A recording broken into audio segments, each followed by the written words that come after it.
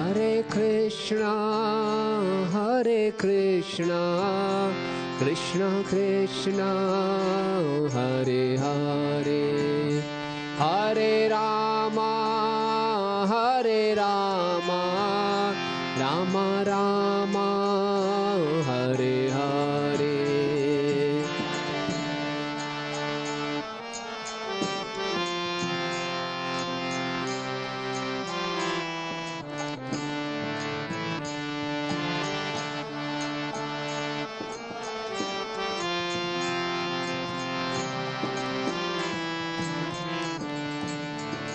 Hare Krishna, Krishna Krishna, Hare Hare, Hare Rama, Rama Rama, Hare Hare.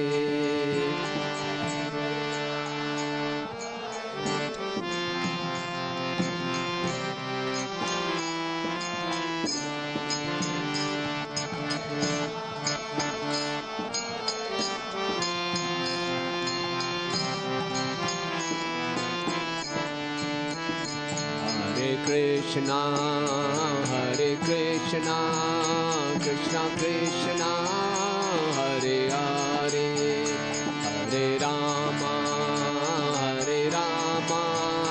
Rama Rama, Hare Hare.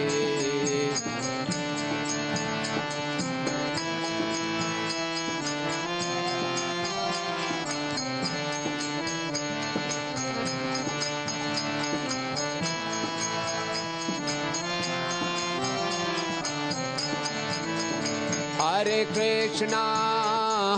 Krishna, Krishna Krishna, Hare Hare, Hare Rama, Rama Rama, Hare Hare.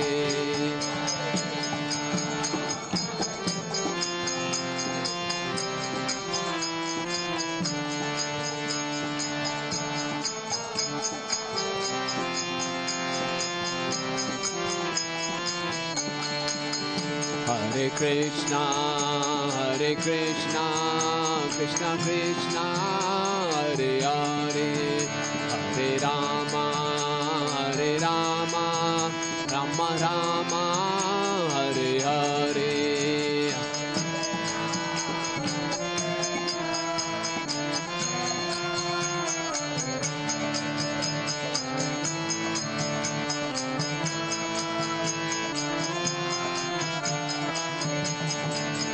Jaya Prabhupada, Srila Prabhupada.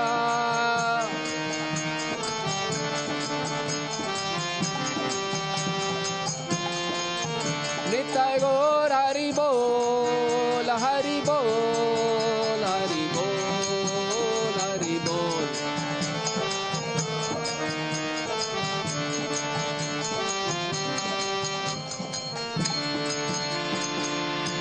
Jai Vishnupada Paramhans Pavajikacharya Ashtotro Shri Srimad His Divine Grace A.C. Bhaktivedanta Swami Srila Prabhupada ki ISKCON founder Acharya Jagat Guru Seva the whole world A.C. Bhaktivedanta Swami Srila Prabhupada ki Jai Vishnupada Paramhans Pavajikacharya Ashtotro Shri Srimad His Divine Grace Srila Bhakti Siddhanta Saraswati Thakur Maharaj Prabhupada ki अनंत कोटि वैष्णव वृंद की नामाचार्य शिला हरिदास ठाकुर की प्रेम से कहो श्री कृष्ण चैतन्य प्रभु नित्यानंद श्री अद्वैत गदाधर शिवासादि गौर भक्त वृंद की श्री श्री राधा पार्था सारथी ललिता विशाखा सखी की श्री श्री सीता राम लक्ष्मण हनुमान जी की श्री श्री गौर निताय की वृंद देवी तुलसी महारानी की ग्रंथराज श्रीमद् भागवतम की निताय गौर प्रेमानंदे.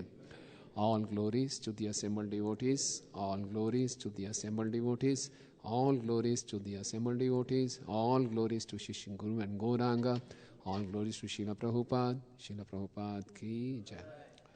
Om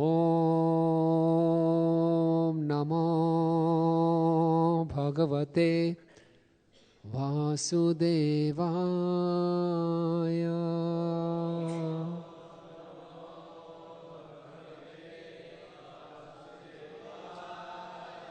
Om Namo भगवते वासुदेवाय।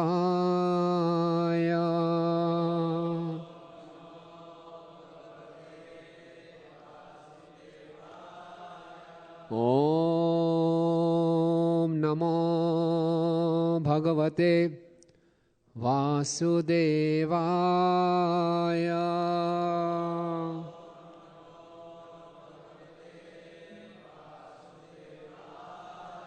नारायणं नमस्कृत्यं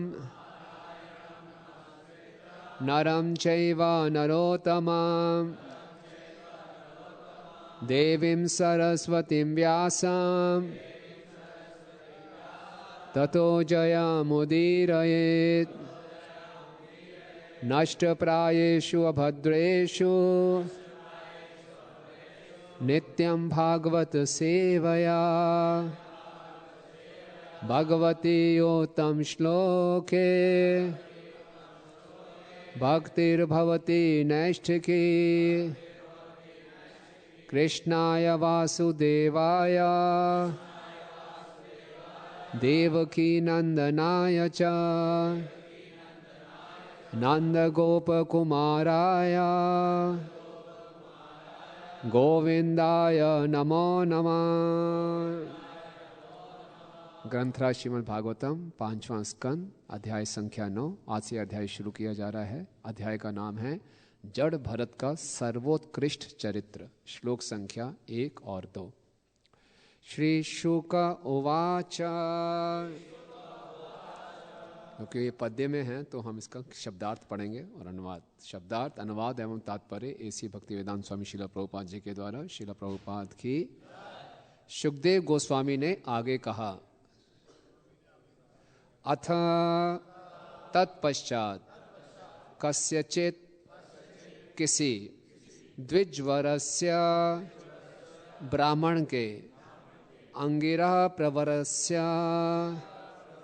आंगिरा गोत्र के शम मन का नियंत्रण, दम इंद्रियों का नियंत्रण, दमन तपः तपस्या, स्वाध्याय वैदिक साहित्य का पठन, अध्ययन अध्ययन, त्याग त्याग, संतोष संतोष, तितिक्षा सहिष्णुता, प्रशय विनय, विद्या ज्ञान, अनसूया ईर्ष्या रहित, आत्मज्ञान आनंद, आत्म साक्षात्कार में प्रसन्न, युक्तस्य गुण संपन्न, आत्म सदृश तथा अपने ही समान, श्रुत विद्या में, शील चरित्र में, आचार आचरण में, रूप सुंदरता में, औदार्य उदारता में, गुणः समस्त गुणों वाला, नव सौदर्यः एक ही गर्भ से उत्पन्न, 9 भ्राता 9 सुहोदर, अंगजा पुत्र बभूवुः उत्पन्न हुए, मिथुनम जुड़वा भाई तथा बहन, च तथा यवीयस्याम सबसे छोटी, भार्यायाम स्त्री से, यह जो, तू लेकिन, तत्र वहाँ, पुमान पुरुष लड़का, तम उसको, परम भागवतम परम भक्त, राजऋषि राजऋषि, प्रवरम अत्यंत सम्मानित, भरतम महाराज भरत को, उत्सृष्ट त्याग कर, मृग शरीरम मृग का शरीर, चरम शरीरेण अंतिम शरीर से, विप्रत्वम ब्राह्मणत्वम गतम प्राप्त किया, आहु उनका कथन है। श्रील सुखदेव गोस्वामी ने आगे कहा, हे राजन, मृग शरीर त्याग कर भरत महाराज ने एक विशुद्ध ब्राह्मण के कुल में जन्म लिया। वह ब्राह्मण अंगिरा गोत्र से संबंधित था तथा ब्राह्मण के समस्त गुणों से संपन्न था। वह अपने मन तथा इंद्रियों को वश में करने वाला तथा वैदिक एवं अन्य पूरक साहित्यों का ज्ञाता था। वह दानी, संतुष्ट, सहनशील, विनम्र, पंडित तथा किसी से ना ईर्ष्या करने वाला था। वह स्वरूप सिद्ध एवं ईश्वर की सेवा में तत्पर रहने वाला था। वह सदैव समाधि में रहता था। उसकी पहली पत्नी से उसी के समान योग्य 9 पुत्र हुए और दूसरी पत्नी से जुड़वा भाई बहन पैदा हुए, जिनमें से लड़का सर्वोच्च भक्त तथा राजऋषियों में अग्रणी भरत महाराज के नाम से विख्यात हुआ। तो यह कथा है उसके मृग शरीर को त्याग कर पुनः जन्म लेने की। तात्पर्य: भरत महाराज महान भक्त थे, किंतु उन्हें एक जन्म में सफलता नहीं प्राप्त हुई। भगवत गीता में कहा गया है कि जो भक्त एक जन्म में भक्ति कार्य पूरे नहीं कर पाते, उससे किसी योग्य ब्राह्मण कुल में या संपन्न क्षत्रिय अथवा वैश्य कुल में जन्म लेने का सुअवसर प्रदान किया जाता है। शुचि नाम श्री मताम गेहे, भगवत गीता 6:41। भरत महाराज अपने प्रथम जन्म में क्षत्रिय कुल में महाराज ऋषभ के ज्येष्ठ पुत्र थे, किंतु अपने आध्यात्मिक कार्यों की उपेक्षा करके और तुच्छ हिरण से अत्यधिक आसक्ति के कारण उन्हें मृग के पुत्र रूप में जन्म लेना पड़ा। किंतु भक्त होने की प्रबल स्थिति के कारण उन्हें पूर्व जन्म की स्मृति बनी रही। पश्चाताप के कारण वे एकांत जंगल में रहकर सदैव श्री कृष्ण का ध्यान करते रहे। तब उन्हें एक उत्तम ब्राह्मण कुल में जन्म धारण करने का अवसर मिला। ओम अज्ञानतिमिरन्धस्य ज्ञानाञ्जनशलाकया चक्षुरुन्मीलितं येन तस्मै श्रीगुरुवे नमः। श्रीचैतन्यमनोभीष्टं स्थापितं येन भूतले स्वयं रूपा कदा मह्यं ददाति स्वपदान्तिकं। वन्देऽहं श्रीगुरो श्रीयुतपदकमलं श्रीगुरून् वैष्णवांश्च श्रीरूपं साग्रजातं सहगणरघुनाथान्वितं तं सजीवं साद्वैतं सावधूतं परिजनसहितं कृष्णचैतन्यदेवं श्रीराधाकृष्णपादान् सहगणललिता श्रीविशाखान्वितांश्च। हे कृष्णा करुणा सिन्धु दीनबन्धु जगत्पते गोपेश गोपिका कांत राधा कांत नमस्तुते। तप्त कांचन गौरांगी राधे वृंदावनेश्वरी वृषभानुसुते देवी प्रणमामि हरिप्रिये। वाञ्छाकल्पतरुभ्यश्च कृपा सिन्धुभयेव च पतितानां पावनेभ्यो वैष्णवेभ्यो नमो नमः। जय श्री कृष्ण चैतन्य प्रभु नित्यानंद श्री अद्वैत गदाधर शिवासादि गौर भक्त वृंद। हरे कृष्णा कृष्णा कृष्णा हरे हरे, हरे राम राम राम हरे हरे। नमो विष्णुपादाय कृष्ण पृष्ठाय भूतले श्रीमते भक्ति वेदांता स्वामी निति नामिने। नमस्ते सारस्वते देवे गौरवाणी प्रचारिणे निर्विशेष शून्यवादी पाश्चात्य देश तारिणे।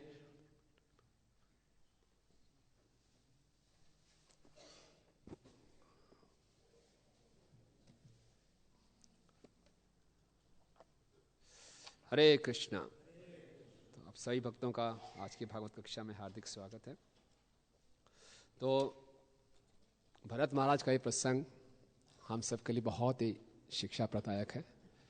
और प्रारंभ करने से पहले मैं सभी वरिष्ठ भक्तों से आशीर्वाद की याचना करता हूँ कि अपने शुद्धिकरण के लिए, आप सबके दिव्य आनंद के लिए और राधा पार्थास जी की प्रसन्नता के लिए इस बहुत ही महत्वपूर्ण श्लोक पे कुछ चर्चा कर सकें।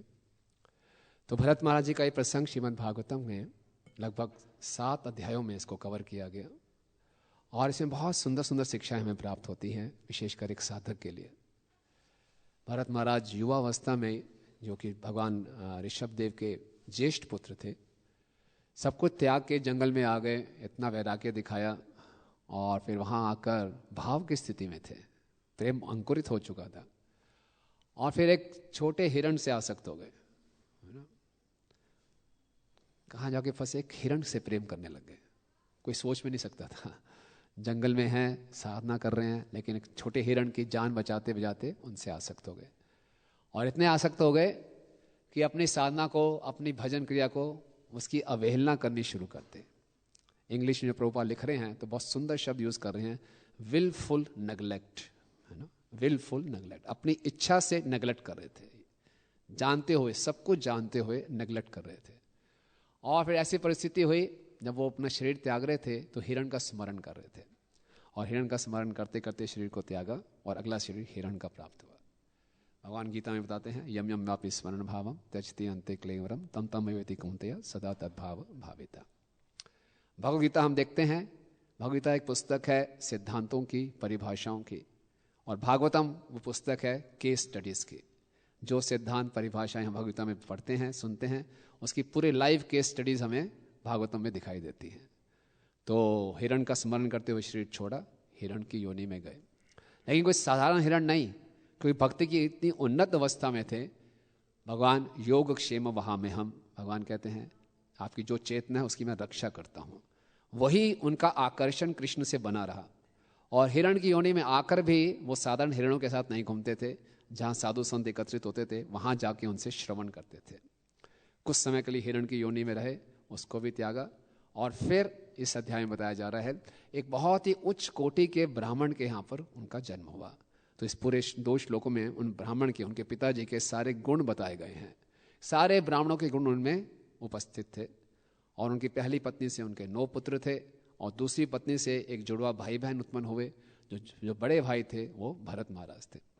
लेकिन इस जन्म में भी उनको याद था, भगवान की विशेष कृपा से जात स्मरत थे, उनको दोनों पिछले जन्म याद थे। तो इस जन्म में उन्होंने कोई खतरा मोल नहीं लिया, बिल्कुल जड़वत बने रहे, भौतिक दुनिया से कुछ लेना देना नहीं। पूरी दुनिया उनको मूर्ख कहती थी, पागल कहती थी, कोई आसक्ति नहीं किसी ढंग से, और बिल्कुल हमेशा भगवान के स्मरण में रहते थे। तो आगे जाके फिर वो रघुगुना जी को सुंदर उपदेश भी देते हैं। तो ये एक बहुत सुंदर कथा है, और इसमें बहुत सी हमें शिक्षाएं प्राप्त होती हैं। हम सब काफ़ी यहाँ पे अनुभवी भक्त भी हैं, और हमने अपने जीवन में भी देखा होगा कि बहुत भक्त आते हैं, अच्छे ढंग से भक्ति भी करते हैं, और बहुत अच्छी स्थिति पे भी होते हैं, बट कुछ हो जाता है और वो भक्ति से च्युत हो जाते हैं। तो इससे हमें पहले तो साफ साफ मालूम चलता है कि भक्ति करते हुए हमेशा बहुत सावधान रहना चाहिए। क्षूरस्य धारा निश्चितो भयाम, ये बिल्कुल शूर की धारा पे चलने के समान है। तो यहाँ श्रील प्रभुपाद जी तात्पर्य में बताते हैं कि अगर कोई भक्ति एक जीवन में पूरी कर भी नहीं पाया, तो भक्ति की इतनी उत्कृष्टता है, भक्ति इतनी दिव्य है, इतनी पवित्र है, इतनी पावर शक्तिशाली है कि भक्ति जितनी हमने की है, जितना आकर्षण इस जीवन में हमने कृष्ण के प्रति विकसित किया है, वो आकर्षण बना रहता है, उसमें कोई क्षय नहीं होता। ना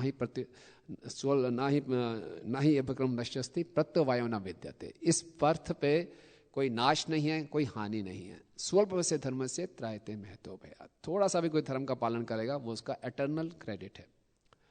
तो यहाँ पे बताया श्रील प्रभुपाद जी कि जो एक जन्म में भक्ति नहीं कर पाता उसको दोबारा से अवसर प्राप्त होता है। प्राप्य पुण्यकृताम लोकान उषिताम शाश्वती समा शुचिनाम श्रीमताम गेहे योग भ्रष्ट विजायते। जो योग भ्रष्ट हो जाते हैं, बहुत पुण्य जीवात्माओं के यहाँ पे ब्राह्मण या क्षत्रिय परिवार में अच्छे कुल में जन्म लेते हैं, और वहां से उनको भक्ति करने का अवसर प्रदान होता है। जिन्होंने और अच्छी भक्ति की, इससे और उन्नत अवस्था में वो भक्ति को छोड़ते हैं, तो उनका किसी और सुंदर अच्छे वैष्णव के घर में जन्म होता है, और उनको भक्ति करने का और अच्छा अवसर प्राप्त होता है। और इससे भी उत्तम एक और स्थिति है, श्रीमद् भागवतम के पहले स्कंद के 5वें अध्याय का 19वां श्लोक है। इससे पहले नारद मुनि व्यास देव जी को बता रहे हैं, त्यक्त्वा स्वधर्मम चरणाम मुझम हरि भक्तो अपको पर ततो यदि तत्रुका भद्रम अवश्य काम को वार्थ आपतो भजतम स्वधर्मता। अगर कोई अपरिपक्व अवस्था में आके भी सब कुछ त्याग करके भक्ति में आता है, सेंटिमेंटल होकर आ गया, चलो जी अपना जीवन समर्पित करते हैं, और यहाँ पे आ गया पूरा जीवन समर्पित किया, फिर उसको लगा नहीं ये मेरे बस की बात नहीं है, और अपरिपक्व अवस्था में छोड़ के चला भी जाता है, तब भी क्या नुकसान है, उसने बहुत कुछ प्राप्त कर लिया। और किसी ने बोला नहीं नहीं मैं तो अपने सारे वर्णाश्रम धर्म को अच्छे ढंग से पालन करूंगा, लेकिन भगवान की भक्ति नहीं की तो उसको क्या लाभ हुआ? कुछ भी लाभ नहीं हुआ। तो अगर किसने सेंटिमेंटल होके भी, भावुकता में आके भी भगवान को अपना कुछ समर्पित किया है तो उसने बहुत कुछ प्राप्त कर लिया। इससे अगले से अगले श्लोक में 19वें श्लोक में बहुत सुंदर तरीके से नारद मुनि समझा रहे हैं। नावे जनो जातु कथन कथन चना व्रजे ना मुकुंद सेव्या अनवद्यग्र संस्कृतिम स्मरण मुकुंदा आंघ्रे उपोहनम गुना विहिर्तम उच्छेन रस ग्रहो जना। हे प्रिय व्यास, यद्यपि भगवान कृष्ण का भक्त भी कभी किसी न किसी कारण से नीचे गिर जाता है, लेकिन उसे दूसरे सकाम कर्मियों आदि की तरह भव चक्र में नहीं आना पड़ता, क्योंकि जिस व्यक्ति ने भगवान के चरण कमलों का आस्वादन एक बार किया है वह उस आनंद को पुनः पुनः स्मरण करने के अतिरिक्त और कुछ नहीं कर सकता। इसने एक बारी भी कोई आ गया, राधा पार्षद जी के दर्शन कर लिए, उसके सामने नृत्य कर लिया, गौनिताई के सामने नृत्य कर लिया, यहाँ के प्रसाद पा लिया, उसके बाद हरे कृष्ण महामंत्र का जप कर लिया, उसके बाद प्रभुपाद लिख रहे हैं नकल मार ली उसने। किसी देखा बाहर से कोई व्यक्ति आ रहा है, बहुत इंद्र तृप्ति में लिप्त है, जोर जोर से हंस रहा है, अरे यार बड़ी गाड़ी में घूम रहा है, सुंदर स्त्री है साथ में, बच्चा भी है छोटा सा, ये तो आनंद में है, मैं क्या मूर्ख बन रहा हूँ, यहाँ पे बाहर जाता हूँ आनंद उठाता हूँ। तो उसने नकल मार के इंद्र तृप्ति करने का प्रयास भी किया, तब भी भगवान नारद जी क्या कह रहे हैं, उसको आनंद नहीं मिलेगा बाहर। और प्रभुपाद तात्पर्य में लिख रहे हैं कि भगवान व्यक्तिगत रूप से उसके जीवन में हस्तक्षेप करते हैं, देखता हूं कैसे आनंद मिलेगा तेरे को, मैं तो एक को आनंद नहीं लेने दूंगा, मेरे को छोड़कर बाहर जा रहा है व्यक्तिगत रूप से। और एक बार भगवान ने ठान ली तो किसी को मिल सकता है कोई से? जो नहीं आया और वैसे प्रयास कर रहा है उसका तो अलग बात है, लेकिन एक बार भगवान को छोड़ के जो भोग करने का प्रयास कर रहा है, भगवान उसकी ऐसी हालत करते हैं, तात्पर्य प्रभुपाद लिख रहे हैं, उसको बिल्कुल असहाय बना देंगे, हेल्पलेस कर देंगे, वापिस उसको आना ही पड़ेगा। और प्रभुपाद कह रहे हैं कि ऐसा व्यक्ति सबसे ज्यादा सौभाग्यशाली है, उससे ज्यादा सौभाग्यशाली है जो इंद्र के लोक में जाके थोड़ा भोग करके फिर नीचे आता है या किसी वैष्णव के घर में जन्म लेता है। उनसे भी ज्यादा सौभाग्यशाली वो व्यक्ति है जो इसी जन्म में उसको ऐसी मार पड़ती है कि वो वापस भाग के आता है भगवान के चरणों में, है ना। तो जैसे हम देखते हैं हिंदी पिक्चरों में देखते होंगे, पहले किसी स्मगलर के यहाँ किसी ने ज्वाइन कर लिया तो वापस नहीं जा सकता, ये वन वे है, एक बार आगे फिर वापस नहीं जाने देंगे। भगवान इस प्रकार से कहते हैं, भगवान जो है एरिस्टोक्रेटिक ट्रांसडेंटल लवर है, जेलस लवर है, ऑटोक्रेटिक ट्रांसडेंटल जेलस लवर है। मेरे पास आके फिर मुझको छोड़ रहे हो, अच्छा नहीं, हो नहीं सकता। और प्रभुपाद लिख रहे हैं कि उस व्यक्ति को जो कष्ट मिलता है वो उसके कर्मों का फल नहीं है, वो एक कर्मी की तरह दुख नहीं पा रहा। भक्त की स्थिति बहुत ऊंची है, एक अनाथ बच्चे में एक राजा के बेटे में बहुत अंतर है। दिखने में लगेगा दोनों को थप्पड़ पड़ रहे हैं, लेकिन जो राजा के बेटे को थप्पड़ पड़ रहे हैं उसके सुधार के लिए पड़ रहे हैं, अनाथ का बेटा तो वैसे ही बेचारा दुखी रहता है। तो एक बारी हमने भगवान श्री कृष्ण की शरण ले ली, एक बारी हमने हृदय से हरे कृष्णा कृष्णा कृष्णा हरे हरे, हरे राम राम राम हरे, एक बार ही अपने भगवान को पुकार लिया, भगवान तो तुरंत पकड़ लेते हैं और छोड़ते नहीं हैं। तो ये भक्ति की महिमा है ना। श्रीला प्रभुपाद जी उपदेशामृत के 30 श्लोक के तात्पर्य में लिख रहे हैं, भक्ति इतनी उत्कृष्ट है कि ये साधक को ड्रैग करती है सिद्धि की तरफ, it drags one two perfection. हम नाव चाहें तो कैसे नहीं आएगा, आप हम सब अपने जीवन में देख सकते हैं। हमसे किसने सोचा था कि यहाँ बैठे होंगे मंदिर में सर मुंडवा के भक्तों के बीच में, तो महान भक्तों के बीच में, कहाँ सोचा था। जब पहली बार आए थे, प्रसाद बढ़िया लगा, कीर्तन अच्छा लगा, ठीक है आनंद लेते हैं, नहीं, पकड़ लिया भगवान ने, खींच लिया। तो ये भक्ति की महिमा है। और इसके बाद भी अगर कोई जिद करे नहीं नहीं नहीं मुझे बाहर जाना है, सुख पाना है, भौतिक सुख देखना है, तो छोड़ देते हैं भगवान, जाओ, लेकिन वो तुरंत वापस जरूर आएगा। ये भगवान, ये भक्ति की महिमा है। श्री विश्वनाथ चक्रवर्ती ठाकुर पाद बताते हैं कि भक्ति से गिरने के मुख्यतः 2 कारण हैं। एक तो होता है अपराध और दूसरा होता है भगवान की इच्छा। भगवान की इच्छा से भी तो ये भरत महाराज का जो केस है, जो कि भाव की स्थिति में है, भाव मतलब वो जीवन मुक्त हैं, प्रकृति के 3 गुणों से ऊपर हैं, फिर वो कैसे हिरण से आसक्त हो गए, ये बड़ी विचित्र बात लगती है ना। जय श्री श्री सीताराम लक्ष्मण हनुमान जी की, राधा पार्था साथी लीला विशाख श्री श्री गौनिता। तो कैसे वो एक हिरण से आसक्त हो गए? उनके ऊपर कोई रजोगुण और तमोगुण का प्रभाव थोड़ी हो सकता था, निश्चित रूप से नहीं। तीनों गुणों से ऊपर थे, भाव की स्थिति पे थे। तो विश्वनाथ चक्रवर्ती ठाकुर जी लिख रहे हैं कि ये भगवान की इच्छा से हुआ। क्यों हुआ? भगवान ने ऐसा क्यों किया? क्योंकि उनकी भक्ति को और प्रज्वलित करने के लिए, उनकी इच्छा को और इंटेंस करने के लिए भगवान ने ये किया। और साथ ही साथ हमको बहुत सुंदर सुंदर शिक्षाएं भी प्राप्त होती हैं। तो आज कुछ इन्हीं तात्पर्य से और भरत महाराज के इस चरित्र से कुछ 6 या 7 शिक्षाएं मैंने निकालने का प्रयास किया है, तो आपसे चर्चा करेंगे। आपका भी कोई इसमें एडिशन हो तो आप कर सकते हैं। तो सबसे पहले प्रभुपाद यहाँ कह रहे हैं कि विलफुल नेग्लेक्ट, हिंदी में इतने स्पष्टता से वो नहीं आया। इसमें लिखा है कि उन्होंने ज्येष्ठ पुरुष थे अपने आध्यात्मिक कार्यों की उपेक्षा करने, लेकिन आध्यात्मिक कार्यों की उपेक्षा विलफुली किया, जानते हुए। तो विलफुल नेग्लेक्ट किया भरत महाराज ने। अपनी साधना के समय भी, भजन के समय भी वो हिरण के बारे में सोचते रहते थे और धीरे धीरे साधना करना भी बंद कर दिया। तो कई बार हम देखते हैं भक्ति में जब ज़्यादा समय बिता लेते हैं तो थोड़ा सा साधना में ढीलापन आना शुरू होता है, जिसको कंप्लेसेंसी कहते हैं, है ना।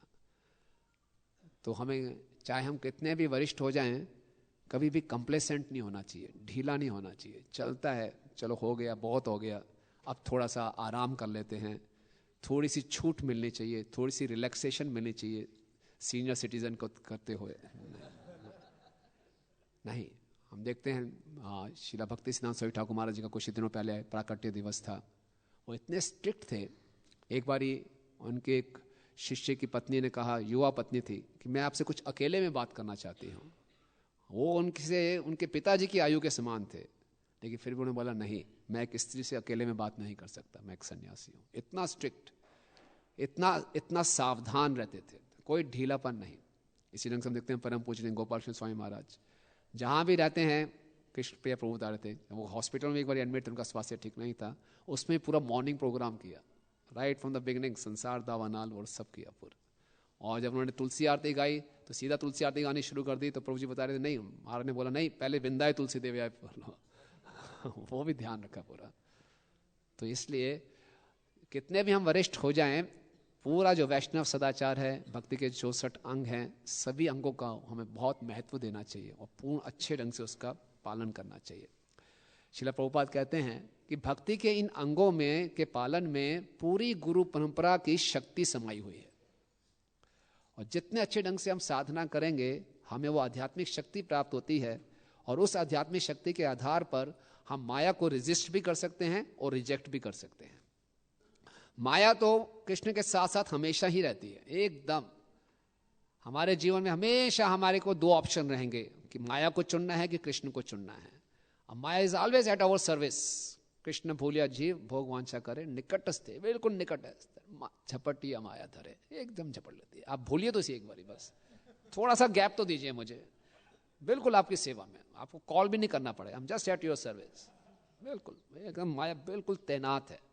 तो इसलिए हमें बिल्कुल तैनात रहना चाहिए। जैसे परम पूज्य गोपाल कृष्ण स्वामी महाराज बोलते हैं, माया का मैराथन तो 365 दिन चलता है, 24 घंटे। इसलिए हमेशा हमें सावधान रहना चाहिए, साधु सावधान, है ना। तो इसलिए ये पहला कि कभी भी हम ढीले ना पड़े, क्योंकि जो मन है, मन की ये आदत है, मन के अंदर असीमित क्षमता है कि किसी भी आध्यात्मिक चीज को वो भौतिक बना देता है। हम अब नए नए आएंगे तो हम डीटीज की सेवा करते हैं, बड़ा अच्छा लगता है, लेकिन अगर केयरफुल नहीं रहे तो डीटीज भी साधारण पत्थर लगना शुरू हो जाएंगे।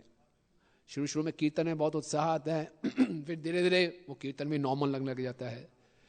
शुरू में हम आते हैं, खिचड़ी प्रसाद भी मिल जाए, इतने उत्साहित होते थे, इतना धन्यवाद देते थे, अपने आप को बोलते थे कितना मुझसे सौभाग्यशाली कोई है नहीं। अब राजभोग भी सामने आए तो बोले क्या है, कोई खास नहीं। वो इतना एक्साइटमेंट नहीं होता।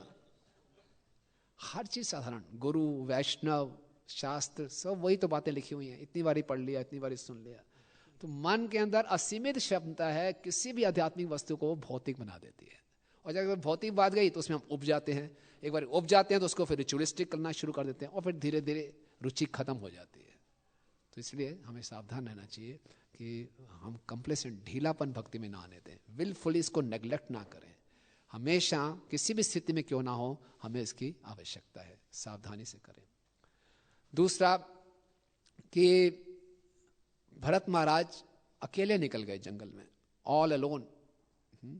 उनको कोई साधु संग नहीं था कि जो उनको समझा सके, प्रभु जी आपका मॉर्निंग प्रोग्राम खराब हो रहा है, आप क्या कर रहे हो, एक हिरण से इतना आसक्त क्यों हो रहे हो, है ना, प्लीज ध्यान दो जरा। कोई ऐसे थे नहीं। एक बार भागवत प्रभु थे, उन्हें शिला प्रभुपाद से पूछा, प्रभुपाद हम कैसे माया से बच के रह सकते हैं? प्रभुपाद ने बोला, it's just like a boat. आप एक नाव में हो और माया में keep on rocking your boat. जो माया है वो आपके बोट को बहुत हिला रही हो, तरह तरह की तरंगे पड़ रही हो पर, और आप गीले भी हो रहे हो, लेकिन खड़े रहो, बोट में रहो, पानी में कूदना मत, बोट को छोड़ना मत। यानी कि प्रभुपाद कह रहे हमेशा भक्तों के संग में रहो। भक्तों के संग में कई बार कुछ तकलीफें भी हो सकती हैं, परेशानियां भी हो सकती हैं, लगे रहो, भक्तों के संग में ही रहो, कूद के बाहर मत चले जाओ। तो हमेशा भक्तों के संग में रहेंगे। भक्तों का संग सबसे ज्यादा सुरक्षित स्थान है। Most secured place is devotees association. इसको हम कभी भी छोड़ के ना जाए। तो हमेशा हम भक्तों के संग में रहें। भक्तों के संग में रहते तो भरत महाराज को कोई बता सकता था कि थोड़े सावधान हो जाए। तीसरा हम सोच रहे थे कि इस संसार में बहुत से डिस्ट्रैक्शंस हैं। भरत महाराज एक हिरण से आसक्त हो गए, डिस्ट्रैक्ट हो गए। इसे देखते हैं सौबरी मुनि पानी के अंदर एक मछलियों को देखकर उनसे आकर्षित हो गए। तो डिस्ट्रैक्शंस तो बहुत हैं। तो कैसे हम हमेशा फोकस्ड रहें अपने लक्ष्य पे, ये बहुत आवश्यक है। आध्यात्मिक जीवन में आने के बाद हमें बार बार पुनरावलोकन करना चाहिए, सिंहावलोकन करना चाहिए कि क्या मेरा साध्य था, कैसे मेरी साधना चल रही है। एक तो होती है रैट रेस, भौतिक जगत में रैट रेस है, सब चूहे की तरह दौड़ रहे हैं। आध्यात्मिक जगत में एक इंट्रोस्पेक्टिव जो डिवोटी है, अंतर्मुखी भक्त है, वो सिंहावलोकन करता है। सिंहावलोकन का अर्थ है कि जब शेर एक कदम आगे बढ़ता है तो पीछे मुड़ के देखता है, फिर दूसरा कदम आगे बढ़ता है, फिर पीछे मुड़ के देखता है कि मैं सही रास्ते पे जा रहा हूं कि नहीं जा रहा हूं, किस गति से जा रहा हूं, किस दिशा में जा रहा हूं। तो बहुत आवश्यक है। इससे हम डिस्ट्रैक्ट नहीं होंगे, अपना फोकस हमेशा बना के रखें। शास्त्री का प्रभु एक बहुत सुंदर बात बताते हैं अपने पुस्तक फैमिली बिजनेस में। वो बताते हैं, the main thing is to keep the main thing always the main thing. मुख्य बात यह है कि मुख्य बात को हमेशा मुख्य बात रहने दो, है ना। भरत महाराज आए सब कुछ छोड़कर भगवत प्रेम प्राप्त करने के लिए। सुंदर अपनी पत्नी को त्यागा, बच्चों को त्यागा, 24 वर्ष की अवस्था में राज्य को त्यागा। पूरे इस ग्रह के राजा थे वो, पूरे ग्रह का नाम उनके ऊपर रखा गया भारतवर्ष, पूरे वर्ष के राजा थे। फिर वे सब कुछ त्याग के किस लिए आए थे? कृष्ण का प्रेम प्राप्त करने आए थे। उनके हृदय में इतना करुणा जागी हुई थी, उस करुणा को सही जगह ना लगा के एक हिरण से आसक्त हो गए। इसी ढंग से हम भी भक्ति शुरू करते हैं तो भक्ति करते हैं तो बहुत सी सुविधाएं मिलनी शुरू हो जाती हैं। हम कुछ श्लोक बोलना शुरू करते हैं, गाना शुरू करते हैं, कीर्तन करें, हमारे बहुत सी फॉलोइंग हो सकती है, लोग वाह कर सकते हैं, तो हम क्या कहते हैं उसमें फंस सकते हैं। तरंग रंगनी बोला जाता है इसको, विश्वनाथ चक्रवर्ती ठाकुर जी बताते हैं। अनिश्चितता भजन क्रिया में जो भक्ति के ये बाय प्रोडक्ट्स हैं, इससे हम ज्यादा आकर्षित हो जाते हैं और किस लिए आए थे उसको भूल जाते हैं, है ना? तो इसलिए हमेशा main thing should remain the main thing. आते हैं कई बारी या तो ऐसी सुविधाओं से हम भ्रमित हो जाते हैं, या फिर हम देखते हैं कि कई बारी हमें आसपास कुछ गलतियां दिखाई देती हैं तो अपने लक्ष्य से भ्रमित हो जाते हैं। ऐसा कैसे होगा, मैं तो क्या सोच के आया था, क्या गलतियां यहाँ पे, इतने दोष है। नहीं, श्रील भक्ति सिद्धांत सरस्वती ठाकुर महाराज बहुत सुंदर एक शिक्षा देते हैं। बोलते हम दूसरों के, जब दूसरों में दोषों को देखते हैं, दिखाई देते हैं, दोष है उसके अंदर, दिखाई भी दे रहे हैं, बड़े स्पष्ट दिखाई दे रहे हैं प्रकट रूप से। जब दूसरों के दोष हमें दिखाई देते हैं और उनके से उल्टे सीधे व्यवहार को देखकर हम बड़े भ्रमित हो जाते हैं, कैसे वैष्णव ऐसा व्यवहार करें, इतने दोषों से पूर्ण हैं, तो उस समय क्या करना चाहिए? थोड़ा रुकना चाहिए और थोड़ा आत्म अवलोकन करना चाहिए और ये सोचना चाहिए उसके दोषों से मेरी भक्ति पे कोई बुरा प्रभाव नहीं पड़ेगा जितना कि मेरे अपने दोषों से अपनी भक्ति पे प्रभाव पड़ेगा। तो फिर फोकस रहते हैं। नहीं तो हम तो बहाने कहीं हैं भक्ति छोड़ने के, कई बहाने हैं, है ना।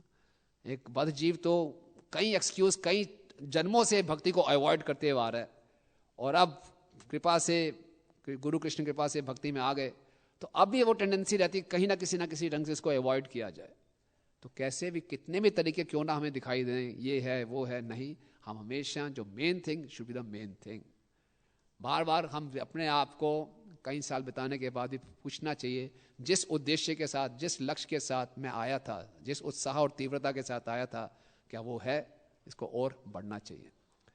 जैसे जैसे हम भक्ति में वरिष्ठ होते जाते हैं, तो एक वरिष्ठ वैष्णव से हमने सुना, उसकी तुलना है कि हम पेड़ के ऊपर चढ़ते जा रहे हैं। जब पेड़ के ऊपर चढ़ते जा रहे हैं तो पेड़ के जो नीचे होता है उसकी शाखाएं मोटी होती हैं, उस पर पैर रखना आसान है, ज़्यादा सिक्योर है। जैसे जैसे ऊपर जाएंगे पेड़ की शाखाएं और पतली होती जाती हैं। इसका मतलब और हमें सावधान होना चाहिए, और हवा का जोर भी ज़्यादा होता है, और जहाँ हमने पैर रखा वो पेड़ की तना शाखा भी थोड़ी पतली है, तो थोड़ा सावधान रहें। तो मेन थिंग, जो मेन चीज़ है, फोकस हमेशा हम बना के रखें। श्रीला भक्ति सिद्धांत स्वामी ठाकुर महाराज के जीवन चरित्र के बारे में पढ़ रहे थे। हिज होलीनेस भक्ति विकास महाराज ने बहुत सुंदर पुस्तक लिखी है, भक्ति सिद्धांत वैभव। तो उसमें वो लिख रहे थे कि श्रीला भक्ति सिद्धांत स्वामी ठाकुर महाराज इतने फोकस थे अपने जीवन के लक्ष्य के लिए कि वो कहीं जाते थे तीर्थ स्थान वगैरह में, तो नदियों में स्नान के लिए भी नहीं जाते थे। नदी में स्नान, समुद्र में स्नान करना अच्छा नहीं लगता, जाते नहीं थे। बोले जो मेरा फोकस है हरि कथा को श्रवण करने का, उससे मैं विचलित हो जाऊंगा, इतना फोकस। और बचपन में ही थे तो उन्होंने एक चिर कुमार सभा खोल दी थी, युवाओं को बनाया था कि उन्होंने सबने प्रण लिया था हम नैष्ठिक ब्रह्मचारी रहेंगे। केवल एक ही व्यक्ति बचे हो, बाकी कोई नहीं बचा था उस सभा में से, क्योंकि पूरे फोकस थे अपने जीवन के लक्ष्य को। तो इसलिए ये तीसरा था कि हम हमेशा फोकस्ड रहें। प्रभुपाद की एक शिष्य हैं जिनका नाम है हरग्रेस महामाया माता जी। वो अपने मेमोरीज में लिख रही हैं कि जब वो नई नई आई भक्ति में, उनकी जब दीक्षा हुई तो प्रभुपाद ने उनको बीड्स दिए और पूरे टेम्पल हॉल में उनका नाम अनाउंस किया, आपका नाम होगा महामाया देवी दासी। जैसे ही नाम सुना पूरे टेम्पल हॉल में सन्नाटा छा गया, डर गए लोग सब, महामाया, अरे। तो प्रभुपाद ने देखा, रहे, फिर प्रभुपाद जोर से हंसे। प्रभुपाद बोलते हैं माया इज नॉट ऑलवेज बैड, है ना। जब आप कृष्ण को भूलते हो तब माया आपको तंग करेगी ना, पदम पदम यत वे पदम, अदरवाइज माया आपको टच नहीं करेगी। तो अगर हम हमेशा कृष्ण फोकस रखेंगे और हमेशा अपने आप को सेवा में रखेंगे, भक्तों के संग में रहेंगे, तो ठीक है, फिर माया नहीं आएगी। लेकिन जहां हम थोड़ा सा कृष्ण को भूलने चाहेंगे, माया तुरंत हमारी सेवा में उपस्थित है। तो ये तीसरा शिक्षा हम ले सकते हैं। चौथा, श्रीला प्रभुपाद कहते हैं कि एक समझदार व्यक्ति को हमेशा डरना चाहिए कि मैं भक्ति से गिर ना जाऊं। डर, ये पॉजिटिव फियर है ना। भागवतम के 7वें स्कंद के 6ठे अध्याय के 5वें श्लोक के तात्पर्य में प्रभुपाद लिख रहे हैं, बहुत सुंदर बात। A sane person is always fearful of falling down. जो समझदार व्यक्ति होगा, बुद्धिमान व्यक्ति होगा, जो पागल नहीं होगा, उसको डरना चाहिए मैं कहीं इस उच्च स्थिति से नीचे ना गिर जाऊं। प्रभुपाद आगे लिख रहे हैं, this is a regulative principle. ये एक रेगुलेटिव प्रिंसिपल है, हर भक्त को डरना चाहिए। और प्रभुपाद यही कहते हैं कि मुझे अपने भक्तों से यही शिकायत है कि वो माया से डरते नहीं है ना। हम बहुत जल्दी अपने आप को ट्रांसडेंटल मानना शुरू कर देते हैं। भक्ति प्रोसेस ट्रांसडेंटल है, लेकिन अभी हो सकता है हम ट्रांसडेंटल ना हो, तो हमें बड़ा सावधान रहना चाहिए। और हर भक्त को अपना सेफ्टी सर्कल पता होना चाहिए। हर भक्त को अगर थोड़ा सा भी वो सिंसियर है, उसको मालूम होता है कि मेरी क्या कमजोरी है, कहाँ मेरी विकेट उड़ सकती है, मुझे कहाँ सावधान ज़्यादा रहना चाहिए। तो उन परिस्थितियों से हमें अपने आप को हमेशा बचा के रखना चाहिए, उस वातावरण से अपने आप को दूर रखने का प्रयास करना चाहिए। सावधान रहें। श्रीला प्रभुपाद इतने उत्साहित थे, प्रभुपाद में इतनी शुद्धता थी। प्रभुपाद तो हिप्पीज के न्यूडिस्ट कैंप में भी चले आते थे, जहाँ जो हिप्पीज हैं नंगे घूम रहे हैं, और वहाँ जाके प्रभुपाद ने प्रचार किया। और वहाँ से एक सुंदर बड़े भक्त को भी ले आए, जो बाद में बने परम पूजनीय तमाल कृष्ण गोस्वामी महाराज, है ना। प्रभुपाद को ऐसे ऐसे अद्भुत कार्य करते देख के शिष्यों में बड़ा उत्साह आ गया। शिष्य बोलते प्रभुपाद हम भी नाइट क्लब में जाके प्रचार करेंगे। प्रभु बोला जा सकते हो, लेकिन ध्यान रहे वापिस आना पड़ेगा। तो हर भक्त को अपनी क्षमता मालूम होनी चाहिए। अगर हम कबड्डी खेले होंगे तो कबड्डी जब खेलते हैं तो व्यक्ति को पता होना चाहिए मैं कितनी देर तक सांस रोक सकता हूं। नकल मार के अंदर घुस के वापिस ही नहीं आए, फायदा क्या हुआ। तो ओवर एम्बिशियस भी होना, अपनी लिमिट जानते हुए उसके हिसाब से हमें अटैक करना चाहिए। तो इसलिए डर हमेशा बना रहे, ये एक पॉजिटिव फियर है ना। और प्रभुपाद जी ये भी लिख रहे हैं इसी के तात्पर्य में कि क्योंकि इतनी डिस्ट्रैक्शंस आती हैं, माया के अनंत रूप हैं, अनंत रूप है माया के। जरूरी नहीं है कि माया केवल स्त्री और धन के रूप में ही आएगी, विपरीत अपोजिट सेक्स से अट्रैक्शन होगा या बहुत धन मिल जाएगा, नहीं। माया के अनंत रूप हैं, सूक्ष्म से सूक्ष्म रूप ही माया धारण कर सकती है। हमारे कोई भी चीज जो हमें कृष्ण की भक्ति से दूर ले जाए वो माया है। कई बार हम भक्ति में बहुत निराश से हो जाते हैं, मेरे जैसा कोई तुच्छ है नहीं। विनम्रता की प्रैक्टिस करते करते हम बहुत मायूस हो जाते हैं, मेरा जैसा कोई तुच्छ नहीं है, मैं किसी काम का नहीं हूं, मैं बहुत निकृष्ट हूं, ये क्या कि चुपचाप सो जाओ। बोलो ठीक है जी, मैं तो कितना विनम्र हूं। ये नहीं, ये भी माया है। बहुत ज्यादा ग्लानि महसूस करना, बहुत ज्यादा अहंकार में रहना, ये सब मिथ्या अहंकार के लक्षण है। तो माया किसी भी रूप में आ सकती है। तो प्रभुपाद कह रहे हैं कैसे हम फिर हमेशा जीवन के लक्ष्य पर केंद्रित रहें। प्रभुपाद कह रहे हैं हमें इस ढंग से जीना चाहिए कि हमारा मन और बुद्धि इतना शक्तिशाली रहे कि हम हमेशा इस समस्या भरे जीवन में अपने जीवन के असली लक्ष्य को पहचान सकें। ये जीवन हमेशा समस्याओं से ही भरा रहेगा, और ये समस्या हमें बोलेंगे नहीं पहले हमारे पे ध्यान दो, पहले हमारे पे ध्यान दो, अर्जेंट है अर्जेंट है अर्जेंट है। सो इस अर्जेंट के चक्कर में हम जो मोस्ट इंपॉर्टेंट है उसको भूल जाते हैं। तो प्रभुपाद कह रहे हैं अपने मन और बुद्धि को इतना तीव्र रखें कि इस समस्याओं भरे भरे जीवन में भी अपने जीवन के असली लक्ष्य को पहचान सके। तो उसका सबसे अच्छा तरीका क्या है कि हमेशा हम भक्तों के संग में श्रवण कीर्तन करते रहें, जिससे हमारा मन और बुद्धि तीव्र रहता है और जीवन के लक्ष्य को हम पहचान सके। तो ये था चौथा। पहला क्या था, भक्ति में हम ढीलापन, कंप्लेसेंसी लाते हैं जिसके कारण उन्होंने विलफुल नेग्लेक्ट किया। दूसरा था हमेशा हम भक्तों के संग में रहें, अकेले ना रहें। तीसरा था कि हमेशा फोकस रहें, डिस्ट्रैक्ट ना हो। और चौथा था कि फियरफुल रहें, डर रहे। पांचवा, माया इतनी विचित्र है कि जो हमारी शक्ति है वही हमारी कमजोरी बन जाती है। Our strength becomes our weakness. Bharat Maharaj इतने शुद्ध वैष्णव और उनका हृदय इतना कोमल कि हिरण को देखकर उनके हृदय में करुणा जाग गई, लेकिन यही उनकी शक्ति, स्ट्रेंथ उनकी वीकनेस बन गई। जैसे आप क्रिकेट का गेम देखते होंगे, क्रिकेट में अक्सर हम देखते थे कि एक बैट्समैन का एक फेवरेट शॉट है, उसकी स्ट्रेंथ है, उससे शॉट्स को खेलते खेलते वो 96 रन तक पहुंच जाता है। और जो अपोजिट टीम का कैप्टन उसको मालूम है यही इसकी स्ट्रेंथ उसकी वीकनेस बनेगी, और उसी शॉट को खेलते खेलते वो आउट भी हो जाता है। तो कई बार जो हमारी स्ट्रेंथ होती है उसको लेकर हम बहुत ज़्यादा ओवर कॉन्फिडेंट हो जाते हैं, तो वो हमारी बाद में वीकनेस बन जाती है। तो जो हमारी शक्ति है भक्ति में, जो हमारा अच्छा करते हैं उसको जानना चाहिए। जो भी स्ट्रेंथ आई है केवल गुरु की कृपा से आई है, उसी कृपा, तब हम हमेशा सावधान रहेंगे और ये कृपा कहीं हाथ से निकल ना जाए, ये कृपा हम पर बनी रहे।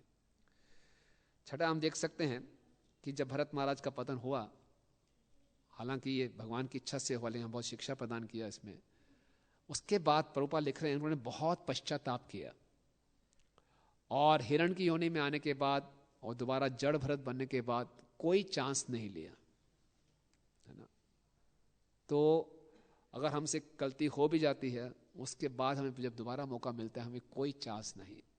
पूरा डिटरमाइंड, भरत महाराज पूरे डिटरमाइंड थे कि अब दोबारा कोई खतरा मोल नहीं लेना।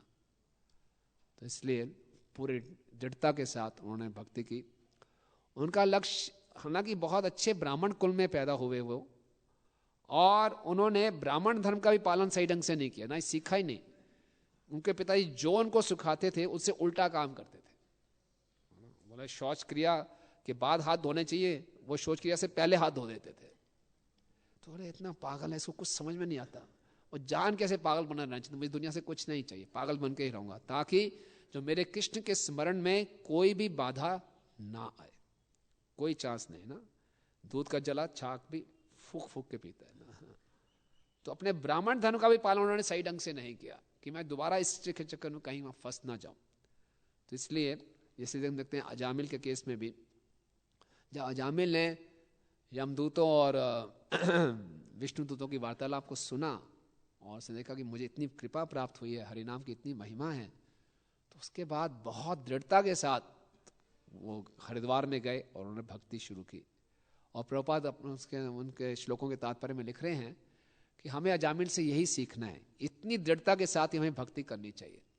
अक्सर अजामिल के प्रसंग में हम पहले वाले भाग में अजामिल के प्रसंग से प्रेरणा प्राप्त करते हैं, है ना, कि चलो जो मर्जी कर लो, आखिर में याद कर लेंगे भगवान को। नहीं, प्रभुपाद कह रहे नहीं, हमें दूसरे भाग से सीखना चाहिए। पहला भाग तो हमारा हो चुका है सबका, जो उल्टे काम करने थे, बुरा मत हम सब कर चुके। अब आज जब आप भक्तों के संग में आ गए, हमें भी सेकंड चांस मिल रहा है ना, हमारा सेकंड चांस है। तो इसमें अब कोई और चांस नहीं लेना चाहिए। आप सब कुछ भगवान की सेवा में स्मरण बना रहे हैं। प्रभुपाद कहते हैं बस एक जीवन, यही जीवन आखिरी जीवन होना चाहिए। इस प्रकार से हमें भक्ति करने का प्रयास करना चाहिए। तो इस प्रकार से ये कुछ 6 शिक्षाएं हमने लेने का प्रयास किया और ये भी चर्चा की कि भक्ति बहुत दुर्लभ है और इसको बहुत सावधानी से हमेशा हमें करना चाहिए। और मुख्यतः इसके पतन के 2 ही कारण होते हैं, अपराध या भगवान की इच्छा।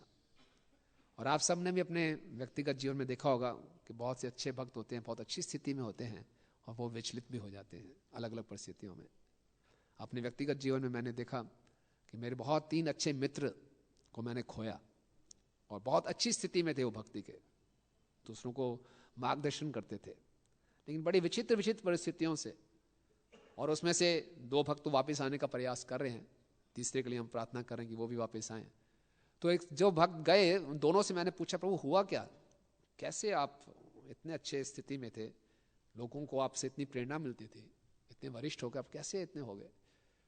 तो एक ने बताया कैसे हुआ कि उनका जॉब था, ट्रांसफरेबल जॉब होता था। तो बोले ट्रांसफरेबल होता है, मैं क्या करूं, जॉब के साथ साथ MBA कर लेता हूं, है ना, फिर जब ट्रांसफर होगी तो इस जॉब को छोड़कर मैं अपने हिसाब से कोई जॉब ढूंढ लूंगा। तो MBA करने के चक्कर में ऐसे फंसे कि भक्तों के संग से दूर हो गए। और जब दूर होते गए तो दूर ही होते गए, पता ही नहीं चला कहाँ चले गए। फिर जब जितना दूर हो जाते हैं तो उतना संकोच होता है वापस आने में कि अब लोग क्या कहेंगे, भक्त कैसे सामना करूं, क्या करूं, और दूर होते गए। लेकिन जब तक दूर रहे बड़े पीड़ित अवस्था में रहे। इच्छा थी लेकिन हिम्मत नहीं थी। लेकिन भक्त लोग प्रार्थना तो कर ही रहे होते हैं सब, तो उनकी प्रार्थना से उन पर फिर शक्ति मिलती है, फिर वापस आते हैं। लेकिन बहुत प्रयास करना पड़ता है, वापस आने के बाद बहुत प्रयास करना पड़ता है। तो ये सीखने को मिला, कभी भी कुछ हो जाता है पता भी नहीं चलेगा, माया ये बताएगी थोड़ा सा कर लो अच्छा है और भक्ति में सहायक होगा। तो मैंने क्यों ऐसा सोचा, बोले मैं हमेशा यहीं रहना चाहता था, भक्तों के संग में ही रहना चाहता था, इसलिए ये प्रयास किया। लेकिन बिना किसी गाइडेंस के, बिना पूछे कर लिया तो गड़बड़ हो गई।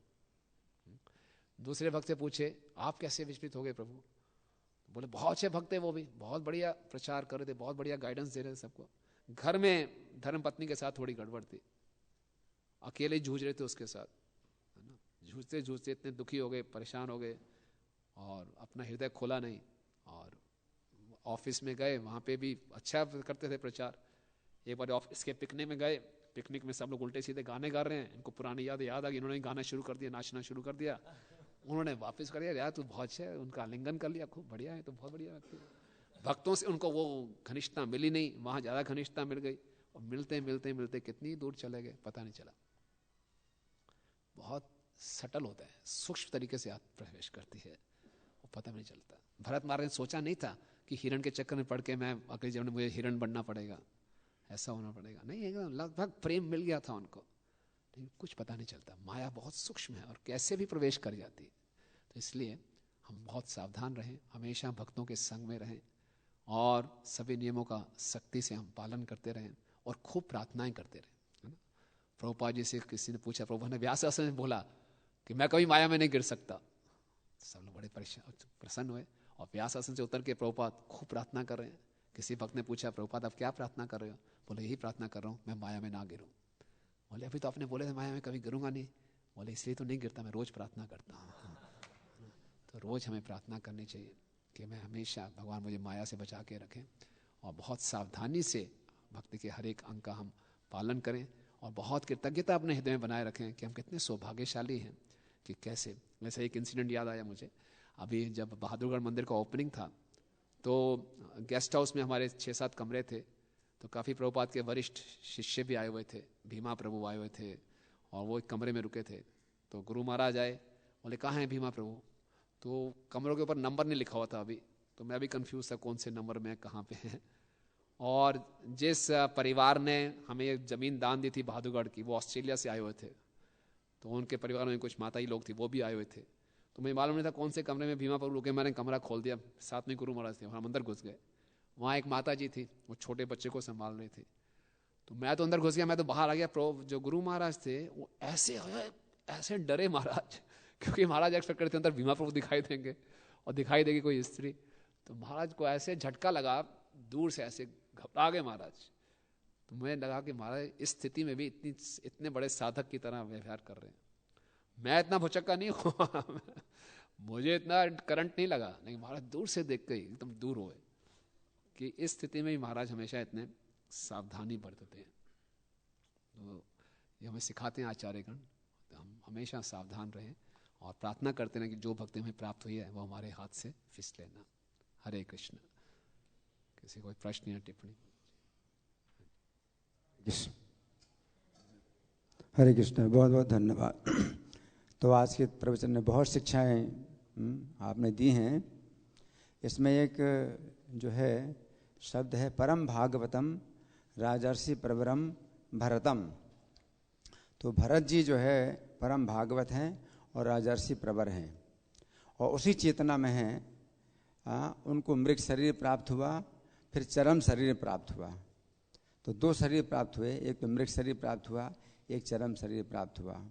तो मृग शरीर में भी उनकी चेतना वही है जो परम भागवत राजर्षि प्रवर भरत हैं।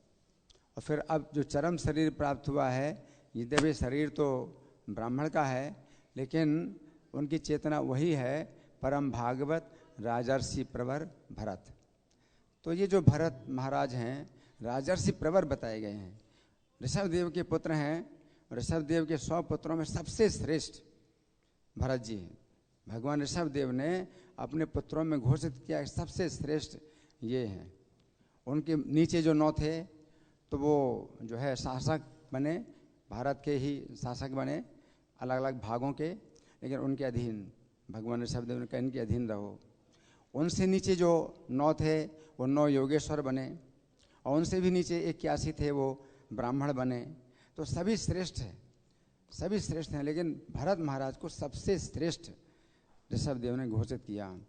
और फिर उन्होंने भारतवर्ष का जो शासन किया, उनके नाम से भारतवर्ष भी बड़ा, पहले अजनाभ वर्ष नाम था। तो 1 करोड़ वर्ष तक शासन किया उन्होंने और पूरी प्रजा को उन्होंने भगवान की भक्ति में लगाया। और वो इतने विरक्त थे, राजर्षि का मतलब है जो राजा हो और लेकिन विरक्त हो, और उसमें भी प्रवर का मतलब परम विरक्त, बहुत विरक्त। उन्होंने 1 करोड़ वर्ष तक शासन किया तो प्रजा को जो भक्ति में लगाया तो उसकी भी जो है भक्ति जो 6वां अंश है वो राजा को मिलता है। तो इनको तो बहुत ज़्यादा इसमें भक्ति प्राप्त हुई और 1 करोड़ वर्ष तक इन्होंने मतलब किया। तो फिर अब जो है उनको जो मृग शरीर प्राप्त हुआ, स्वर्ग में नहीं गए। क्यों? क्योंकि उनके अंदर भोगों की कोई इच्छा थी ही नहीं। मृग शरीर प्राप्त हुआ उनको। अब मृग शरीर प्राप्त हुआ तो इस पर विचार करें तो बड़ी गहराई मिलती है कि मृग शरीर उनको क्यों प्राप्त हुआ और इसमें इनकी क्या गलती थी। राजर्षि जो होते हैं तो वो शरण में आए हुए की रक्षा करते हैं। तो जैसे राजर्षि सत्यव्रत थे, तो सत्यव्रत राजर्षि जो है जब अपने पात्र में जल ले रहे थे तो उसमें एक छोटी मछली आई। जो छोटी सी मछली आई तो वो तो नहीं जानते थे कि भगवान है। छोटी सी मछली आई और वो जो है अपनी असहायता प्रकट कर रही है कि आपकी रक्षा के बिना मेरी रक्षा नहीं होगी, मुझे तो बड़ी मछलियाँ खा लेंगी। तो वो तो नहीं पहचान पाए कि भगवान है, लेकिन अब उसकी रक्षा करना है। अब उनकी चिंता हो गई। अब उनकी पूरी एकाग्रता हो गई कि मछली की रक्षा करनी है, तो अपने कमंडलों में रखा उसको रात भर, लेकिन बड़ी हो गई। अब रात भर वो सोचते हैं, जैसे भरत महाराज मृग का चिंतन कर रहे हैं, वो मछली का चिंतन कर रहे हैं, तो रात में बड़ी हो गई। अब कमंडलों में उसको जो है असुविधा हो रही है, तो वो मछली कहती है मुझे थोड़ा और बड़ा पात्र चाहिए क्योंकि यहाँ सुविधा हो रही, तो और बड़े पात्र में डाला। और उनकी चिंता अब जो है उसी मछली में है कि उसकी कैसे रक्षा करें, उसका कैसे पालन करें। अगले दिन फिर आए देखने के लिए, हैं, तो उस बड़े बर्तन में भी जो है वो इतनी बड़ी हो गई कि उसका सुविधा हो रही है। वो कहती मुझे और बड़ा बर्तन चाहिए, और बड़ा बर्तन दिया, और बड़ा बर्तन दिया, फिर बाद में एक सरोवर में डाल दिया, सरोवर में डाल दिया, और हमेशा उसी का ही चिंतन कर रहे हैं। राजर्षि का मतलब है जो पूर्ण विरक्त है अपने लिए, लेकिन अपने शरण में आए हुए उसकी रक्षा करता, चिंता कर रहा है।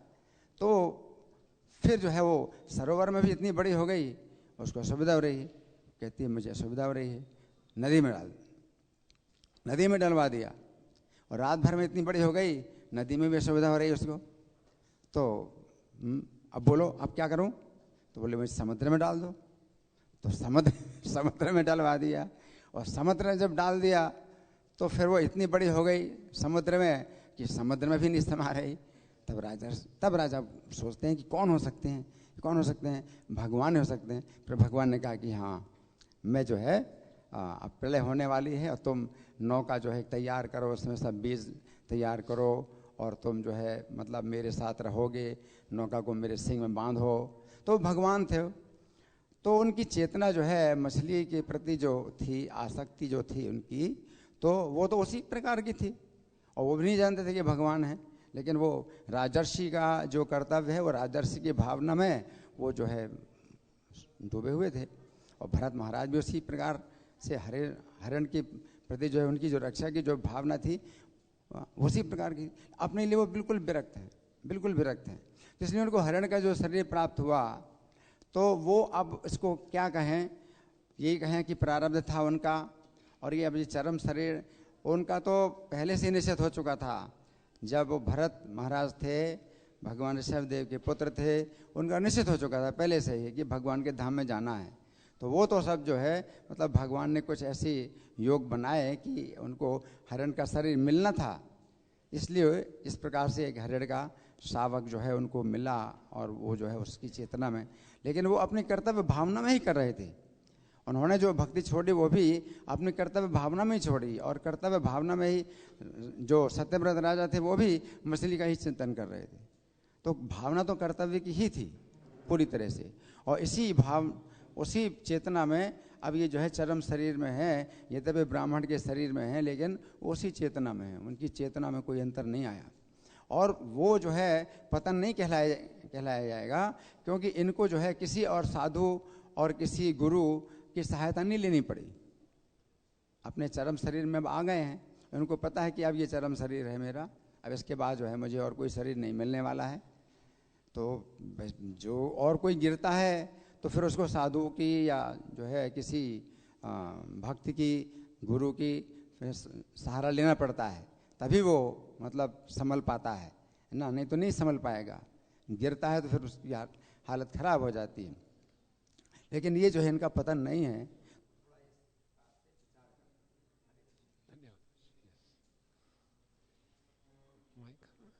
माइक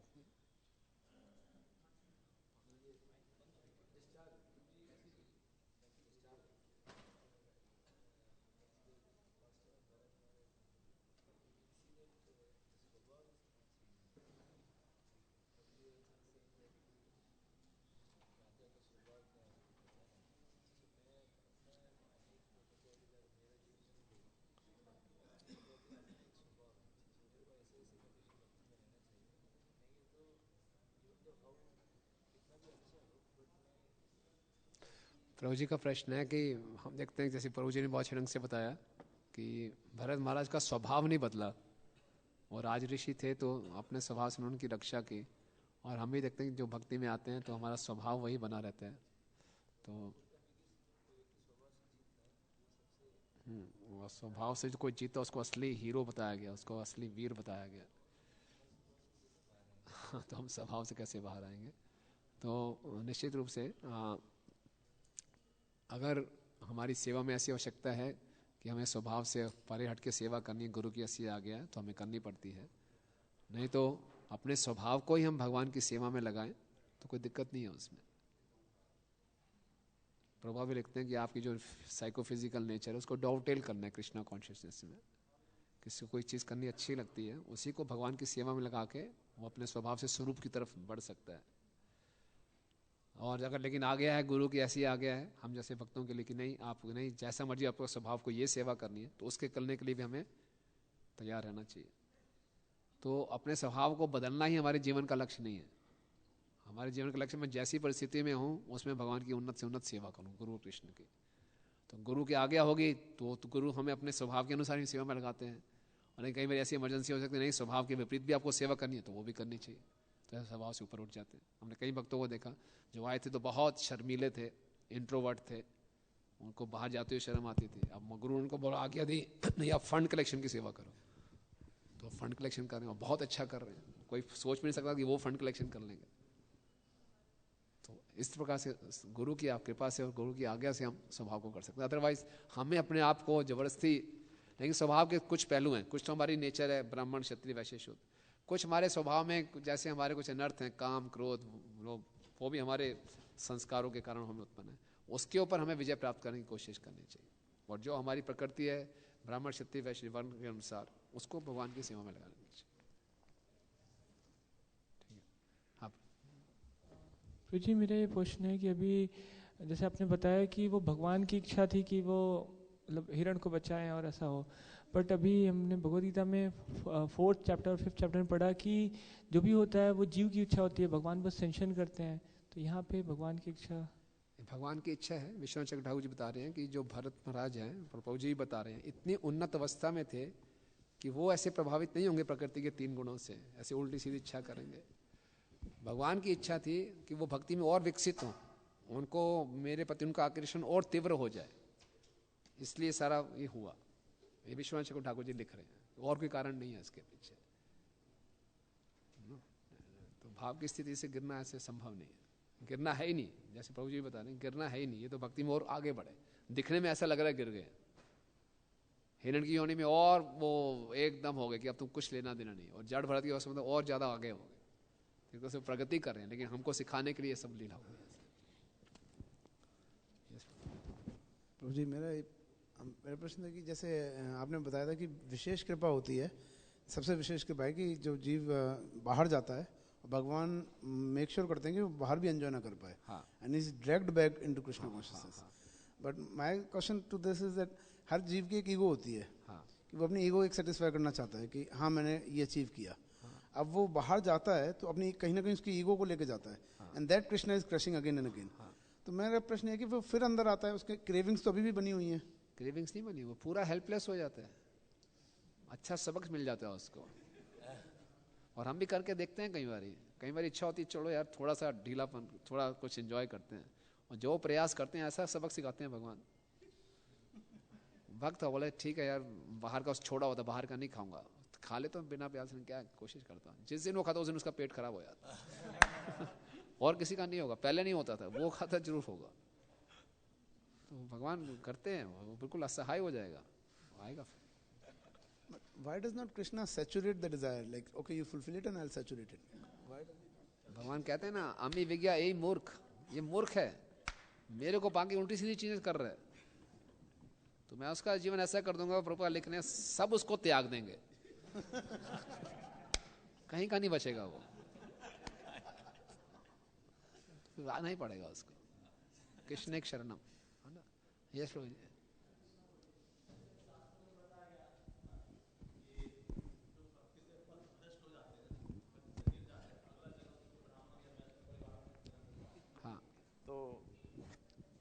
जैसे हम देखते हैं वैष्णव परिवार में बच्चे जन्म लेते हैं, बड़े भी हो गए, पर उसके बाद भी वो उसके अंदर कोई भगवान के प्रति आकर्षण नहीं दिखता है, और ना कोई भक्ति का नियम पालन कर रहे हैं, ना कोई आचरण ऐसा दिखता है। तो इसको कैसे समझे? वैष्णव परिवार में जन्म लेने के बाद भी नहीं दिख रहा है, कैसे समझे इसको? हाँ, ये दुख की बात है कि वैष्णव परिवार में अक्सर हम देखते हैं कि भक्तों के जो संतान होती है वो भक्ति में इतनी उन्नत नहीं होती। तो ये सब जगह देखा गया। तो ऐसा भी इसमें भी अलग अलग इसके कारण हैं, बहुत बड़ा विषय अपने आप में। और ऐसा भी नहीं है कि जो भक्तों के परिवार में जन्म लिए वो निश्चित रूप से योग भ्रष्ट ही होंगे, ऐसा भी जरूरी नहीं है। योग भ्रष्ट हैं वो निश्चित रूप से वैष्णव घर में आएंगे। और फिर जो भक्त हैं, जो भी भक्ति कर रहे हैं, उनके भी अपने कर्म हैं, और जो जीवात्मा है उसके भी अपने कर्म है। ये बहुत कॉम्प्लिकेटेड चीज़ है। और फिर किस प्रकार से हो सकता है वो अच्छी भक्ति करके आया हो, लेकिन उसको जो भक्त माता पिता हैं किस प्रकार से उसको लालन पोषण कर रहे हैं, किस प्रकार से उसको ट्रेनिंग दे रहे हैं, इस पर भी बहुत कुछ निर्भर करता है। तो इतना सरल नहीं है सब चीज़ों को समझना, व्यक्ति विशेष होगा परिस्थितियाँ ना। हम लास्ट प्रश्न ले लेते हैं उसके बाद। हरे कृष्ण प्रभु जी। प्रभु जी, हर स्पीकर का एक अलग तरीका होता है प्रेजेंट करने का।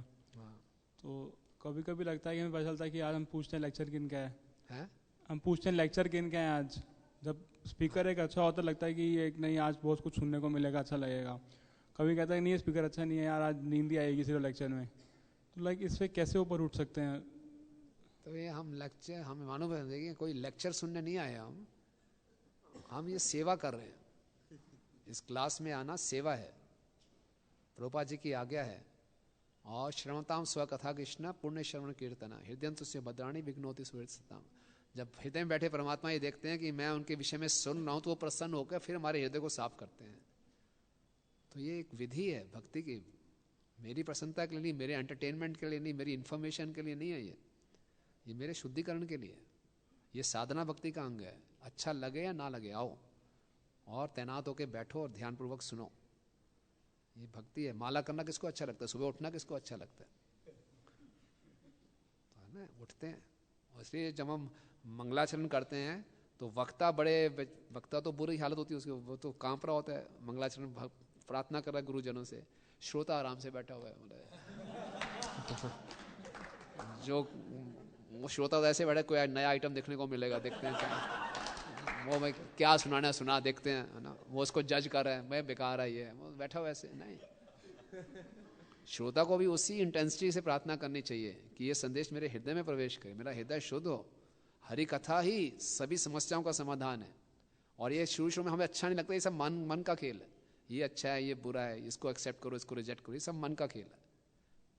जो श्रवण है, कथा है, बिल्कुल दिव्य स्तर पे है। सुनना है। हमें कुछ समझ में भी नहीं आ रहा। प्रभुपाद कितने ही शिष्य हैं। दानवीर स्वामी महाराज यहीं पे बैठे थे, हिंदी में प्रवचन चल रहा था, कोई ट्रांसलेट भी नहीं कर रहा था। बोले कोई बात नहीं, साउंड वाइब्रेशन विल प्यूरिफाई में। तो ऐसे नहीं है। इस मानसिकता से ऊपर उठना चाहिए। ये भोग की मानसिकता है कि जो मुझे अच्छा लगेगा वो करूंगा। ठीक है, थैंक यू। ग्रंथ राशि में भागवतम की यस